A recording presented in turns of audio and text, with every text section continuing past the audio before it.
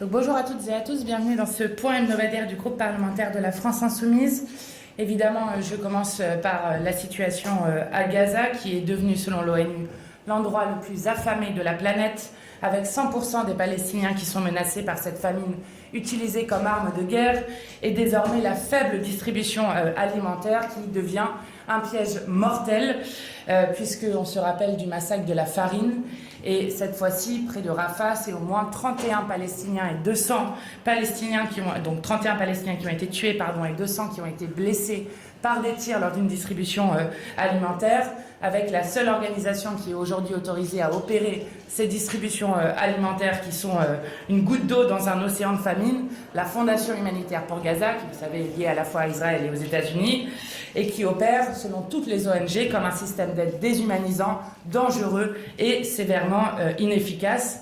Et alors que Netanyahou, en plus de poursuivre la politique génocidaire à Gaza, annonce poursuivre sa politique de colonisation avec 22 nouvelles colonies en Cisjordanie, il n'y a plus aujourd'hui que Marine Le Pen pour soutenir inconditionnellement l'extrême droite israélienne. Non seulement en faisant cela, Marine Le Pen et l'extrême droite française se rendent complices de l'extrême droite génocidaire israélienne, mais en plus de cela, elle le fait contre la France, puisque vous avez dû entendre le suprémaciste Ben Gvir qui menace la France d'actes terroristes et d'atteintes physiques contre la personne du président Macron, et Netanyahou qui va jusqu'à, lui, accuser Emmanuel Macron de partir en croisade contre l'État juif. Donc évidemment, non seulement l'extrême droite est maintenant complice directement du génocide à Gaza, mais en plus elle le fait contre notre propre pays.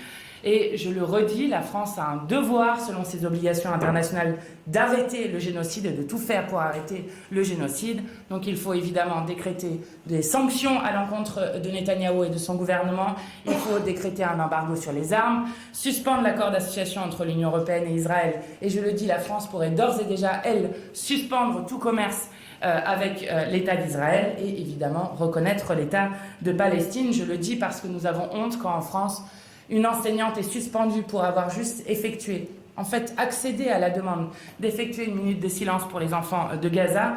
De même que nous avons honte quand nous voyons que dans notre propre pays, un gala de génocidaire a été organisé la semaine dernière, le 27 mai, sur le territoire français par l'association Diaspora Défense et Force, avec un quiz qui donne la nausée. Je vous donne un exemple.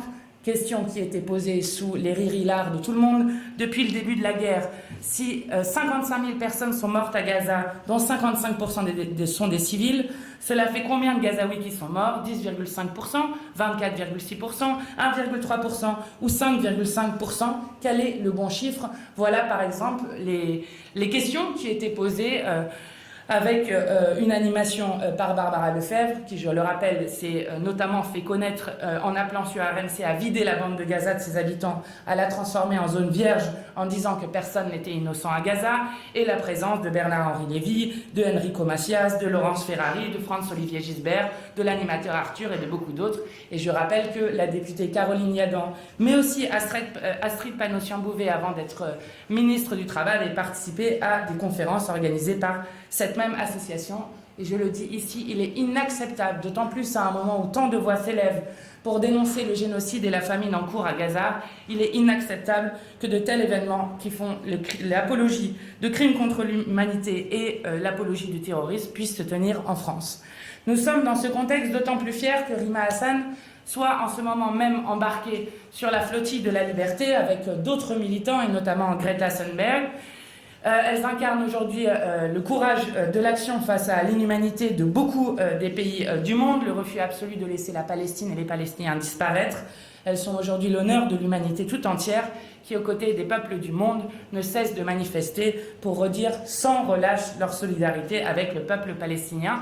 Et puisqu'il y a un danger réel, je rappelle que le 2 mai, un précédent bateau de la flottille de la liberté avait été attaqué, le 2 mai 2025.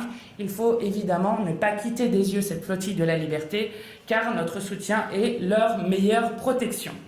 Alors la semaine dernière a été marquée à l'Assemblée par des reculs écologiques sans précédent.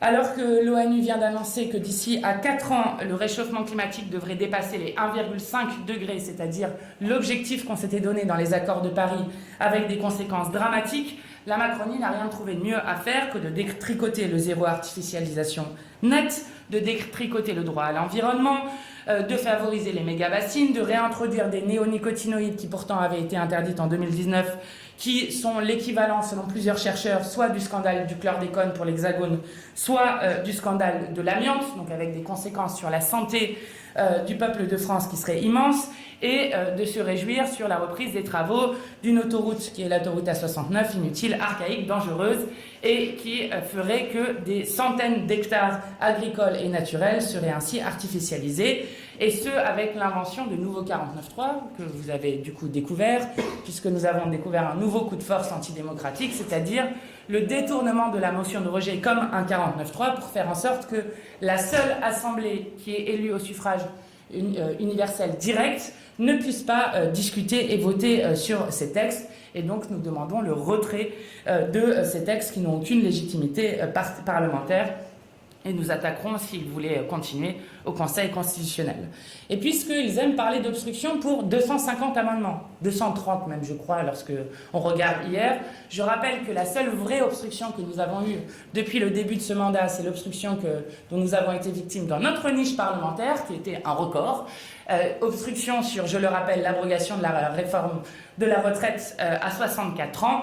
Et donc, nous prendrons toute notre part jeudi dans l'hémicycle sur la résolution qui sera présentée jeudi matin, qui évidemment est une résolution non contraignante, mais qui prouvera encore une fois que non seulement nous avons une majorité dans le pays, que l'ensemble des syndicats sont toujours pour l'abrogation de la retraite à 64 ans, mais que nous avons y compris une majorité très large dans l'Assemblée nationale pour revenir sur ce vol de 2 ans de vie volé au peuple de France. Je termine juste par un point. Nous avons obtenu hier en commission des victoires très importantes sur la PPL Grémillet. Vous savez, c'est cette proposition de loi qui fait office de programmation pluriannuelle de l'énergie, puisque le gouvernement refuse depuis 2 ans de le faire. Donc nous avons, grâce à des amendements insoumis, réussi à renationaliser EDF, c'est-à-dire à faire qu'il redevienne un établissement public. Mais nous avons aussi gagné le retour au tarif réglementé du gaz. Donc ce sont des amendements que nous avons gagnés, nous insoumis. Et nous avons, je crois, gagné une autre victoire importante ce matin en conférence des présidents, puisqu'ils nous ont proposé un temps législatif programmé pour, encore une fois, restreindre les débats en conférence des présidents, que nous avons voté contre, mais qu'il y avait une majorité pour le faire. Ça vous rappelle d'autres moments où ils ont refusé de faire voter. Et que, puisqu'ils ont voté le temps législatif partagé, j'ai donc exercé mon droit de tirage comme présidente de groupe, qui fait monter à 40 heures le temps de débat sur la proposition de loi Grémillet. Et je crois que ce n'est pas trop quand on parle de l'orientation pour des années et des années de la trajectoire énergétique de la France. Et je vais commencer par donner la parole à Karen Hérodi sur la 69. Hier soir à l'hémicycle, c'était une victoire. L'Assemblée a adopté notre motion de rejet défendue par ma collègue Anne Steinbach-Ternoir contre la proposition de loi portée par des députés tarnais, M. Terlier-Bonnecarrère, relative à la raison d'intérêt public majeur pour l'axe routier A69 Toulouse-Castres. C'est une proposition de loi visant à court-circuiter du coup la décision de justice et à imposer un projet, le projet de la 69. La raison d'intérêt public majeur n'est donc pas reconnue par ce vote à l'unanimité des députés présents. Les opposants de la 69, les collectifs, les militants et les citoyens et citoyennes ont donc eu raison, tout comme l'avait prononcé le tribunal administratif de Toulouse lors de l'examen sur le fond du dossier le 27 février dernier. Par le vote des députés portant cette loi, encouragés par leurs amis d'extrême droite, ils ont ainsi coupé court au débat sur la loi de validation qui est inconstitutionnelle. Ils ont auto-rejeté leur propre projet de loi pour contourner la seule assemblée représentant le peuple, comme le disait Mathilde, pour contourner le processus démocratique et s'attaquer à la justice. Jamais personne sous la Ve République n'avait, jusqu'à la semaine dernière, osé s'abaisser à un tel niveau de perversité et d'immoralité. L'Assemblée nationale a rejeté la proposition de loi qui n'a donc plus aucune légitimité. Le seul vote de l'Assemblée nationale sur la 69 aura rejeté massivement cette loi. La Macronie doit maintenant l'abandonner. Et s'il s'entête à utiliser du coup le 49.3 parlementaire, à enjamber la seule Assemblée nationale, nous attaquerons du coup au Conseil constitutionnel pour non-sincérité des débats et mise en cause du droit d'amendement. Mon groupe LFI et NFP ne se laissera jamais impressionner par aucune manœuvre et continuera à user de tous les outils parlementaires et recours à sa disposition pour combattre le projet A69 écocidaire, inutile et imposé par la Macronie et ses alliés d'extrême droite. Merci. Merci. Marie Four. Oui, parmi ce cortège de recul écologique, il y a eu aussi la suppression d'un dispositif que vous connaissez qui s'appelle les zones à faible émission, les ZFE. Et je suis là pour clarifier certaines choses, et notamment sur le vote de la France Insoumise, puisque nous avons voté contre le retour effectivement des ZFE qui avaient été supprimés en commission. Il ne faut pas confondre les reculs réels dont nous avons parlé, que ce soit sur la loi du plomb, sur la 69, avec la question des ZFE. Je suis, comme vous le savez, depuis très très longtemps, depuis une dizaine d'années au moins, activiste pour le climat. Je suis élue sur une zone industrielle, dans une zone périphérique qui manque de transports en commun, dont les gens sont pauvres. Et je dois le dire, dans la métropole de Rouen, la ZFE n'a jamais été appliquée. Elle n'a jamais été appliquée car les gens n'ont pas les moyens de l'appliquer. Elle n'a pas donné lieu à une augmentation suffisante des cadences de transport en commun, ni à une baisse des tarifs qui ont d'ailleurs augmenté. Pas vraiment sous la volonté de la métropole, mais qui s'est retrouvée asséchée. Nous avons tenté d'ailleurs pendant 2 ans de permettre aux métropoles de toute la France d'augmenter ce qu'on appelle le versement mobilité, qui est une taxe qui leur permet de financer elles-mêmes leur réseau de transport, et la Macronie s'y est farouchement opposée. La Macronie a fait plus que ne pas accompagner les ZFE. Elle a réduit considérablement à la fois le soutien au transport en commun dans le budget, mais aussi le soutien à l'achat des véhicules propres. Les aides à l'achat dans le budget 2025, que je rappelle a été passé en force à coût de 49,3, elles ont été divisées par 2.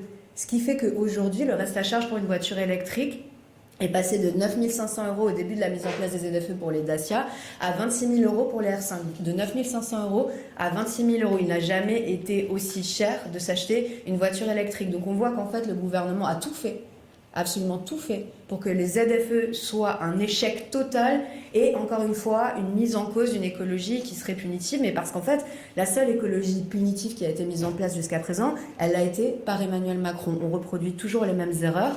Aujourd'hui, on ne peut juste pas respecter les ZFE, donc nous avons voté contre, parce qu'il n'y avait aucun moyen de le faire. Nous prenons les transports gratuits, l'augmentation des cadences, qui serait en plus pour la santé des gens, parce que la ZFE est un mécanisme sanitaire, ne l'oubliez pas, et non un mécanisme climatique. Pour la santé des gens, il est démontré qu'une politique d'augmentation des transports en commun et de gratuité des transports en commun serait 10 fois plus efficace. 10 fois plus efficace.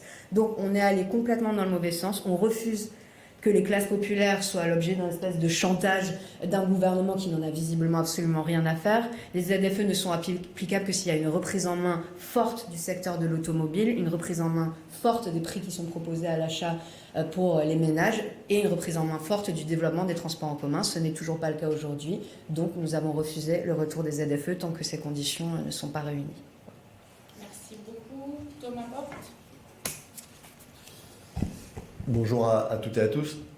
Une nouvelle fois ici pour alerter sur le climat raciste qui règne dans le pays et les conséquences qui en découlent avec l'assassinat, l'attentat terroriste, puisque le parquet national antiterroriste, et on s'en félicite, a été saisi suite au meurtre d'Hicham Miraoui. D'abord, évidemment, présenter nos condoléances à sa famille, ses proches et ses amis.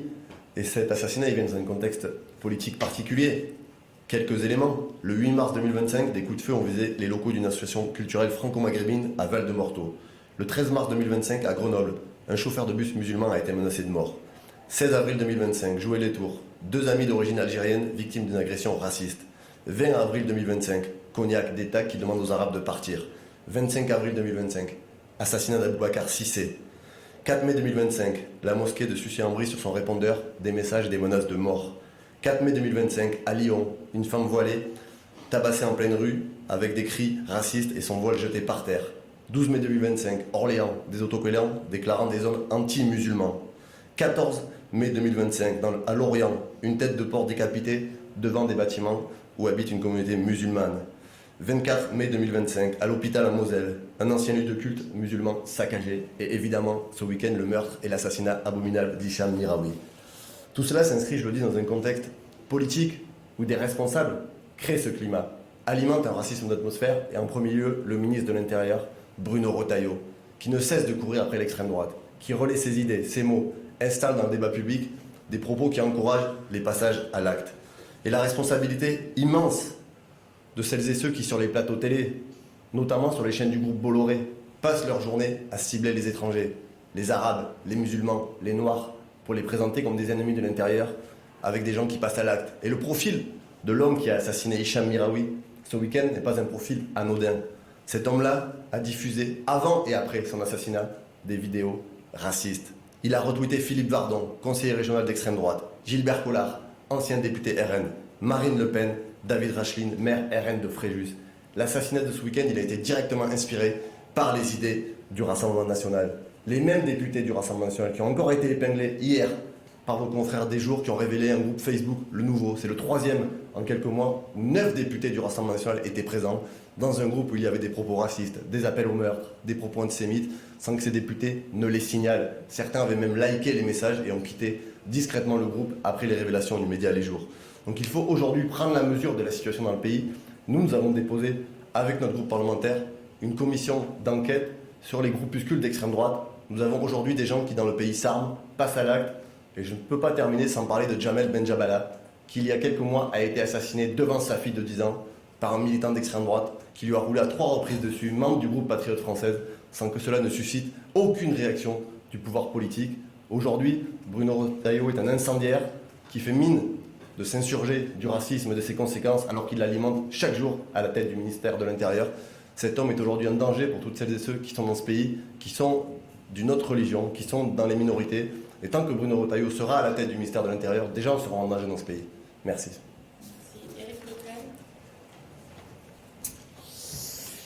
Bien, bonjour à toutes et à tous. C'est pour vous annoncer le dépôt d'une autre commission d'enquête. Et nous espérons que suffisamment de groupes seront d'accord avec celle-ci pour qu'elle puisse s'exercer sans notre droit de tirage, puisque nous l'avons pour notre part épuisé. C'est sur la gestion de la sécurité publique après le match Paris Saint-Germain-Milan AC et ses suites. D'abord parce qu'il est quand même assez étonnant en France que le droit de manifester ou le droit d'exprimer une fête populaire de liesse finalement ne puisse pas se passer de manière correcte et dans la tranquillité pour les participants quand en plus 95%, je le dis à la louche, mais ça doit correspondre à peu près à ça, de ces participants sont venus avec des intentions pacifiques.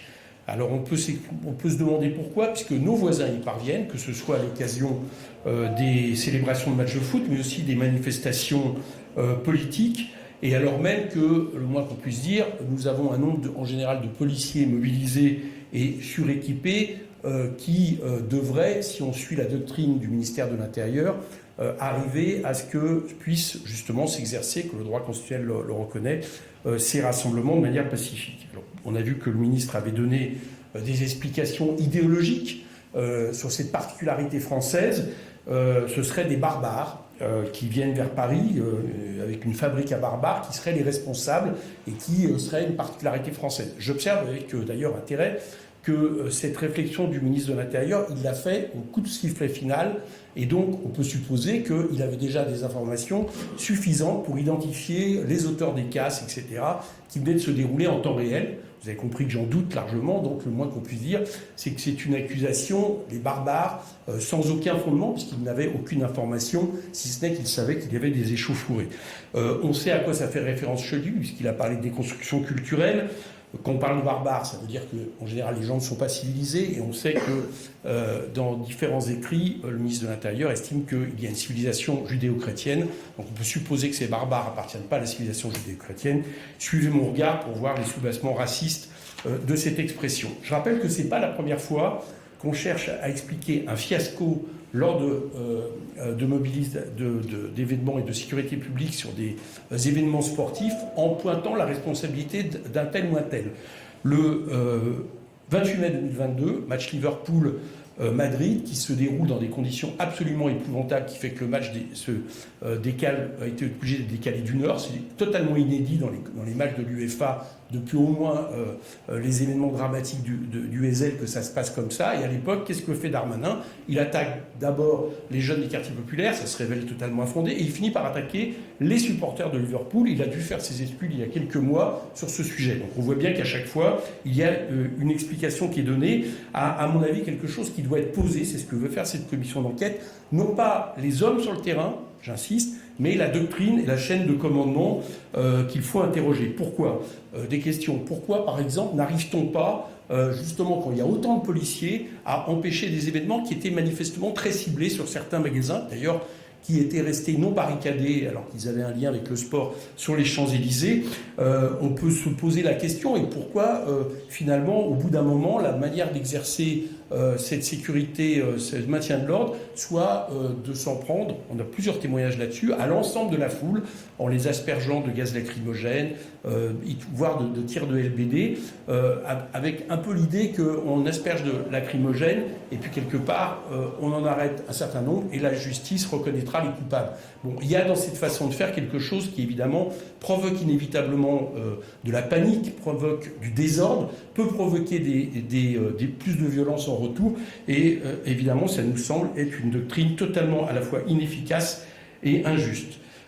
Pour toutes ces raisons, nous allons demander cette commission d'enquête afin de expertiser ce fiasco dont le ministre de l'Intérieur, vous aurez compris pour nous, est directement responsable. Juste encore un mot, on a l'impression aussi d'avoir une espèce de construction idéologique parce que ces événements sont graves. Nous condamnons de manière très forte les casseurs qui ont agi ainsi.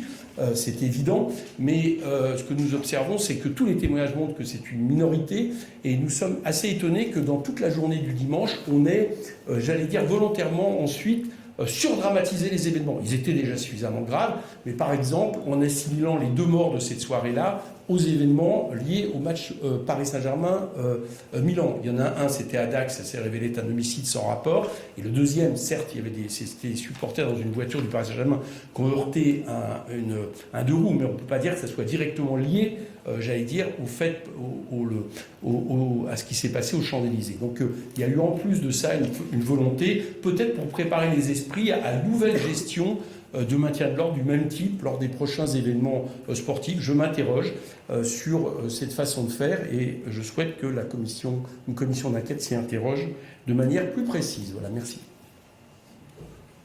Merci. Question ? Personne n'a de question ? Oui. Vous n'oubliez pas de vous présenter. Oui, bonjour, Gabriel Bourovitch pour l'agence France Presse. Vous n'avez pas évoqué, à ma connaissance, enfin, moi que j'ai pas entendu, la motion de censure que vous défendrez demain. Est-ce à dire que vous pariez déjà sur son échec? Ok, autre question? Bonjour, Adrien Brachet, Le Point, justement sur la motion de censure. Est-ce que vous avez eu des échanges avec les socialistes et est-ce que vous avez espoir qu'il y ait un vote de leur part favorable à cette motion ou pas du tout? Autre question? J'en prends plusieurs, comme ça on va...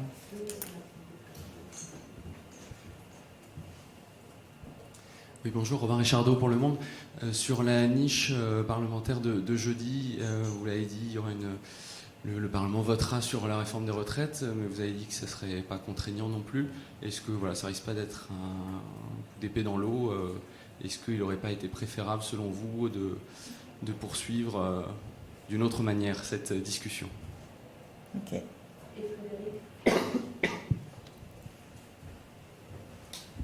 Bonjour, Frédéric Delpech pour TF1-LCI. Est-ce que vous pouvez développer un peu ce que vous disiez tout à l'heure sur le racisme d'atmosphère qui serait diffusé par Bruno Retailleau? C'est ce qu'a dit d'ailleurs Olivier Faure ce matin également. Est-ce que vous pourriez nous en dire un peu plus? Ok. Alors, sur question de motion de censure, moi je veux dire que pour nous c'est très important d'avoir cette motion de censure, donc qui interviendra mercredi à 14h. D'abord parce qu'on ne peut pas d'un côté dire qu'il y a un 49.3 parlementaire avec une Assemblée nationale qui est piétinée, avec des députés à qui on demande de ne juste plus exercer leur droit de parlementaire. Je rappelle que lorsque l'on discute dans l'hémicycle des amendements, lorsque l'on vote dans l'hémicycle, c'est aussi sur la sincérité des débats dont parlait Karine Hérodi juste avant, c'est aussi ce qui permet d'éclairer sur la volonté des législateurs. Donc nous ne parlons pas comme ça dans le vide. Donc nous sommes fiers que s'il y a un 49.3 parlementaire, comme ça a été fait maintenant 2 fois en une semaine, qu'il y ait une réaction de respect de la dignité du Parlement. Alors ensuite sur les socialistes, j'ai cru entendre que ce n'était pas ce qui les intéressait, puisque ils ont dit on verra plus tard sur un autre sujet, sur la censure du gouvernement. Mais en tout cas, il y aura la possibilité mercredi, que chacun se détermine comme parlementaire et comme député s'il veut respecter la dignité de sa fonction et donc respecter l'Assemblée nationale en permettant de voter cette motion de censure. Ça, c'est la première chose. Et la deuxième chose, c'est que ce qu'on vous disait tout à l'heure, à la fois avec Karen Hérodi sur la 69, avec Alma Dufour sur le besoin d'écologie populaire que nous avons dans le pays, et sur le moment historique dans lequel nous sommes, toute l'humanité, je veux dire la génération humaine qui est en train de vivre dans le seul écosystème compatible avec la vie humaine, je crois que cela appelle au moment où nous avons des décisions qui sont très graves, qui auront des implications pour cette génération humaine, mais aussi pour les générations futures, qu'il est important de marquer aussi le recul qui est fait sur la question des droits environnementaux et donc de l'écologie. Ça, c'est la première chose. Donc ensuite, chacun se déterminera et vous poserez la question aux socialistes et aux autres ce qu'ils feront. Ça, c'est la première chose. Sur la niche GDR, donc avec ce que vous disiez pour reprendre votre terme, le coup d'épée dans l'eau. Alors nous aurions effectivement préféré, d'ailleurs nous avions demandé à chacun des groupes du nouveau Front Populaire lorsqu'il était toujours actif, lorsque les socialistes ne l'avaient pas quitté, nous avions demandé à chacun des groupes de gauche, en tout cas de cette Assemblée, de reprendre le texte là où il était resté dans notre niche parlementaire, parce que cela faisait évidemment avancer le texte à chaque fois sur l'abrogation de la retraite à 64 ans, et qu'on peut imaginer que si on avançait dans chacune de nos niches, alors nous aurions pu arriver au bout du texte et que l'obstruction qui était faite par les macronistes et la droite devait à un moment s'arrêter pour laisser juste l'Assemblée voter. Bon, ce n'est pas ce qui s'est passé, et donc nous avons une résolution qui effectivement n'est pas contraignante, mais je le dis, elle réaffirmera quand même, face à ceux qui ne cessent de dire que, la retraite ne serait plus le sujet des Français. Je rappelle que tout le monde travaille déjà 6 mois, 9 mois, ou à la perspective de travailler 2 ans en plus. Donc oui, les Français ont toujours en tête le vol de 2 ans de vie qui leur a été fait. Et permettra de rappeler surtout qu'il y a une majorité large pour l'abrogation de la retraite à 64 ans et qu'il suffit de laisser l'Assemblée voter. C'est bon pour vous? Non? Il y a une autre question. Ah pardon, c'était pour Thomas Porte, c'est pour ça que je me suis arrêtée. C'est pas la première fois qu'on dit de Bruno Retailleau qu'il alimente un racisme d'atmosphère. Je rappelle quand même que c'est un homme politique qui s'est fait connaître en parlant de régression vers les origines ethniques suite à l'assassinat de Naël par un policier. C'est un homme qui fait l'apologie des belles heures de la colonisation. C'est un homme qui, dans un meeting avec des responsables d'extrême droite, est venu crier « à bas le voile », avec les conséquences qu'on connaît derrière, c'est-à-dire des femmes qui ont été victimes d'agressions dans la rue, qui se sont fait arracher le voile. C'est un homme qui, du matin au soir, cible nos compatriotes de confession musulmane, qui dit, Éric l'a souligné, le mot barbare, pour parler de ce qui s'est passé après la victoire du Paris Saint-Germain. Barbare, c'est dans l'idéologie d'extrême droite, c'est le récit colonial, pour justifier la colonisation, qu'il y aurait des civilisations non civilisées, dont les étrangers. C'est ça, Bruno Retailleau. Ces mots, aujourd'hui, dans l'espace public, ils encouragent le passage à l'acte, et ils ont une responsabilité très lourde. Et Aboubacar Cissé l'a payé de sa vie. Ce week-end, un homme dans le Var l'a payé de sa vie. Donc Bruno Retailleau est aujourd'hui un responsable politique qui, par ses mots, chaque jour, dans l'espace public, dans l'espace politique, encourage le passage à l'acte et est un danger pour les musulmans de ce pays. Il n'avait même pas daigné se déplacer pour rencontrer la famille d'Aboubacar Cissé. Sa seule réflexion avait été de dire c'est des gens qui n'ont pas de papier, ils ne sont pas faciles à retrouver. Quand des gens sont sans papier dans ce pays, Bruno Retailleau sait très bien envoyer les policiers pour aller les chasser. Donc c'est un homme qui est dangereux, qui alimente un racisme d'atmosphère. C'est un ministre de l'Intérieur qui est aujourd'hui raciste et islamophobe. Merci. Merci à vous.